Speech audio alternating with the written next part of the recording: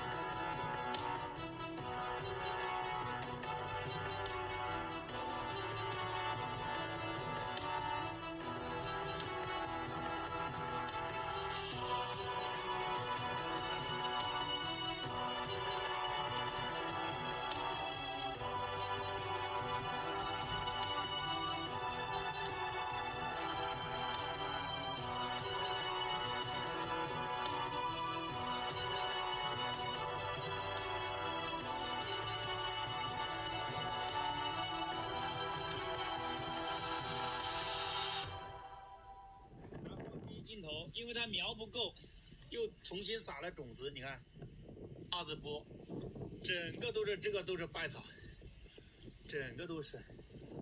你看，放进来，你看，全是，比如这样的，全是稗草。你看，一颗水稻，有一颗水稻，这个是水稻，这个全是稗草。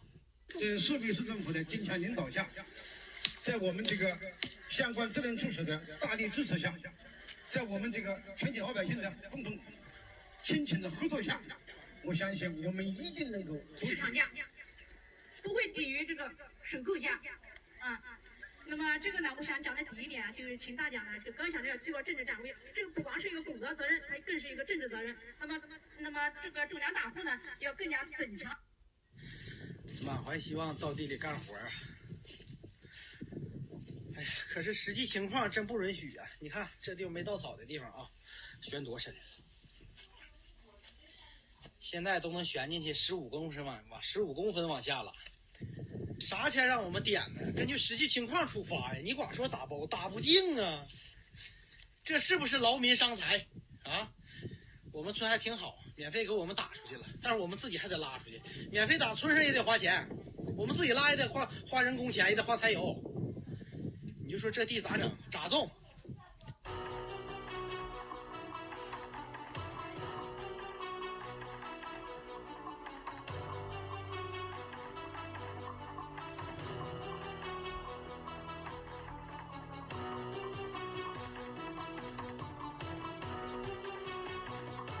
省会哈尔滨最近爆出大规模群聚感染，而且感染链还在延长，实际的感染人数应该远远超过官方数字。专制国家信息闭塞，都以官方报道为主啊，这是多少年一贯的情况，数字出关，关出数字，它这个数字一直不准，也不怪外界和百姓猜疑。民间也一再传出哈尔滨封城的消息，虽然官方否认，但信息显示，哈尔滨市内的很多小区、街道都已经再次封闭。整体上来看的话，哈尔滨现在市内的好多的小区，你像这个和平小区的外环都已经封得很严重了，它就是门口几乎就达到24小时了。它的警戒的级别和警戒的紧张的这个气氛远远要高于疫情最初的反应期。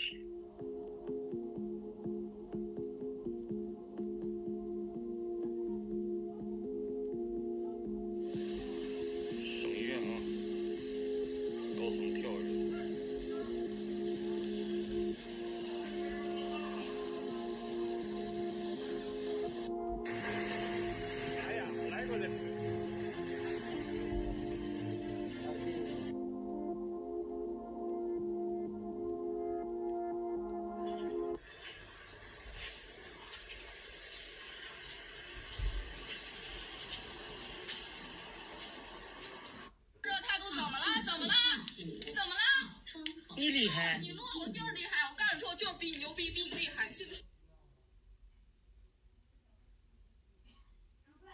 江省宜兰县道台桥镇四河村，看看暴风雪啊，刚走了50米远呢，这身上哇白呀，还打来。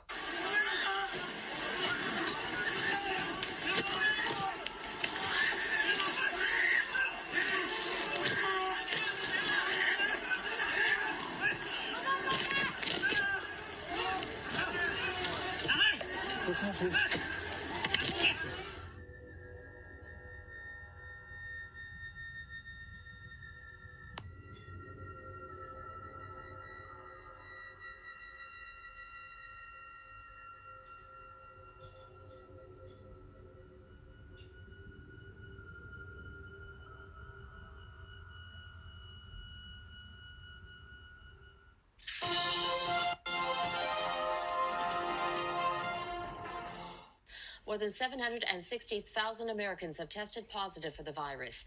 At least 40,000 have died. The governor of Texas feeling the heat and now bowing to pressure from the White House and constituents. His state, along with Vermont, will be the first to begin reopening some businesses Monday.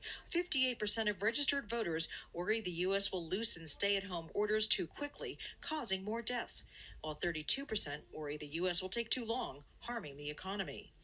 There were just 6 new coronavirus cases in the past 24 hours in New South Wales.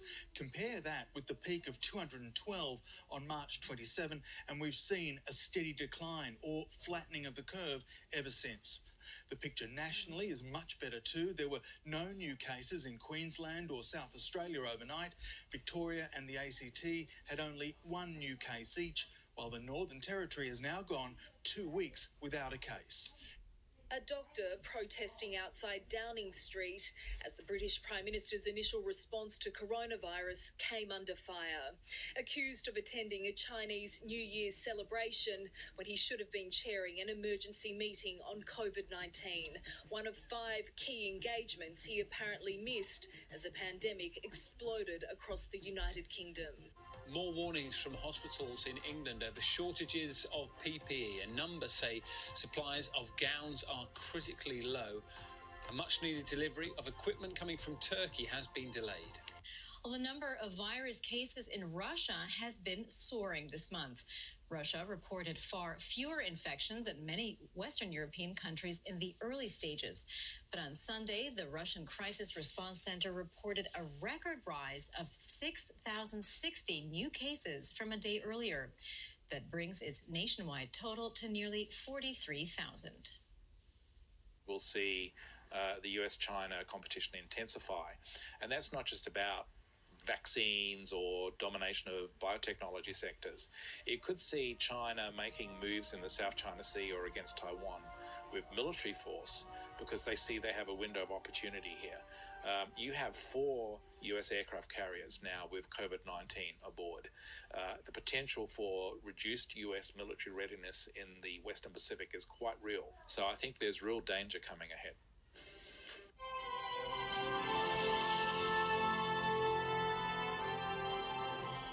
Let's go back to the very origins, or what are believed to be the origins of this virus that apparently started in China. We know so little about how it spread quickly because China really kept a lid on it and kept the balance of the world, away from the facts, which, we had an extra 6 days, we could have gotten a better handle on it. Jay, how do we deal with China going forward? I know the president would like to do a trade deal, but at the same time, they've got to be held accountable. Well, you put your finger on it. So, first of all, in a country 4 times the size of ours, I simply don't believe they've been topped out at 83,000 cases. I look at these numbers daily, and China has been at 81, 82, 83,000 for weeks in a country of 1.4 billion people. So I simply don't believe that number. How to ultimately deal with China and our relationship with China is a matter for the President and the National Security Council, taking account of all the different considerations, economic, national security. There's a big picture component to it. I know from my own experience in the National Security Council, evaluating our relationship with China, that it's up to these people in the Situation Room to figure that question out. I know what I don't know at this stage. but I don't believe them.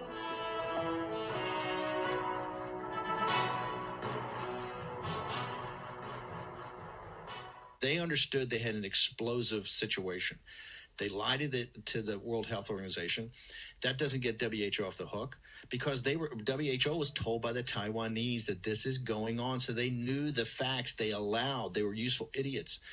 What's the most criminal thing of what the gangsters and the CCP did was to allow travel, as they shut down allow travel into the United States. But here's the insidious part. They went around and vacuumed up the personal protective equipment starting in late January. And once they knew they had it, they $2 billion. They make essentially 90% of this stuff. They vacuum up from Europe, the United States, and Australia. And we know that personal protective equipment is the gating event. Why? You have to have it even to do the extractions. You have to do it to do the testing. The testing personnel have to be in personal protective gear. Also, the doctors and nurses. And it's not just the beds. It's just not the capacity of the ICU units. It's the doctor, nurses teams, and the respiratory technicians. They all have to be in PPE. This is premeditated murder. That's what they did. And what they did also, which was so evil, Steve, is they went and they sought out the better nature of the Western countries. And so millions of masks and PPEs were actually sent to them out of a charitable notion. Because we support the Chinese people. It was the benevolent attitudes of the Western governments to say, hey, look, this thing sounds terrible. President Trump trying to be a statesman, being a statesman, sending this equipment over, the Washington Post lighting him up. But it shows you the Chinese Communist Party and what they do. They hoard it, and now they're both profiteering. They're profiteering one, but more importantly than profiteering, they're using it as a strategic thing, and they're going to do it on therapeutics. And trust me, folks, the hardest decision the American people are going to have, not a president of the United States, American people are going to have, is if the Chinese show up with a vaccine.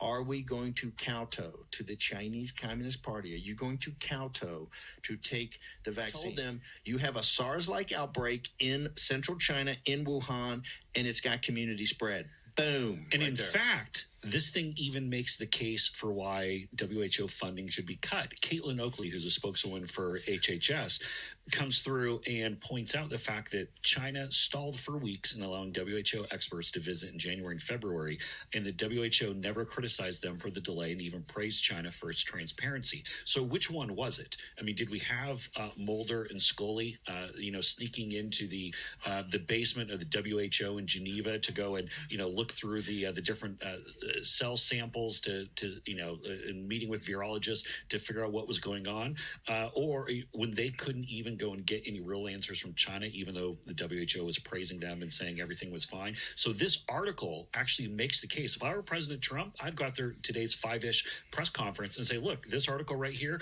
this is exactly why we need to cut off all funding to the WHO till they get some real people in here to run it, like Ben Carson. Okay, quickly. I wanted you to give a 30-second reprise of that. That is perfect. Hit that again. Yeah, I think President Trump today at his press conference should come out and point to this fake news Washington Post story is the exact reason why we should be cutting off funding to the WHO. The fact that China stalled for weeks and the WHO still continued, never criticized them for the delay, praised China for its transparency, even went out and tweeted that there's no person-to-person contact, that the WHO was willfully complicit in what China was doing in all of this. This article actually makes the case why the U.S. should cut off all WHO funding unless it's completely reconstituted. We need Dr. Ben Carson immediately.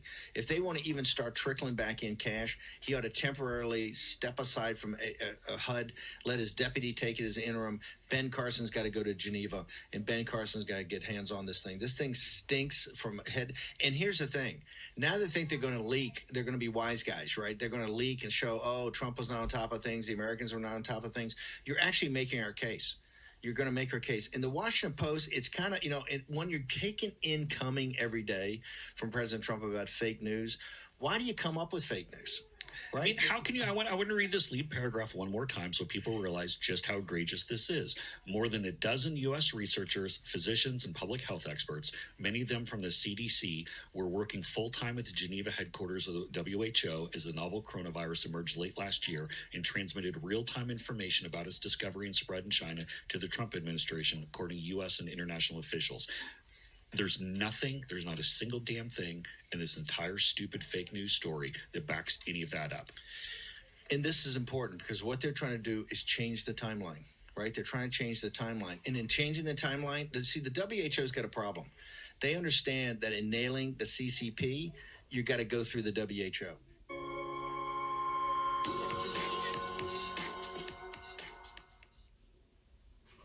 但是孙立军给我的聊天让我更加的共产党化，因为共产党的所谓18大、19大，就将是执行南普陀计划坚定啊，只要执行南普陀计划，共产党必亡。当然，我也知道香港和台湾的事情，我再说双龙计划，习近平是一定要执行的。打台湾，我这个台湾同胞分分钟都可能发生啊！我已经说了3年了，但愿它不发生。对香港是孙立军的全面掌握，忽悠习近平忽悠到铜锣湾，他抓了这个铜锣湾的这些人书商以后，就是在党内一个罪恶，就为了一本根本不存在的真相的书，你抓那几个人就把香港毁了。这还不算数啊！孙立军、孟建柱还要丁薛祥说服习近平，我们要对香港搞一个遣返法，这一下把共产党又送向了一个灾难。这还不算数，根据台湾各种情报，台湾要独立啊，所以得打台湾，这都是这帮人干的啊。所以你想想，孙立军是一个共产党的国安的老大，10几年呢，从2006年开始到现在。当秘书那时候他就控制这个，他没这个职务，他有着实权。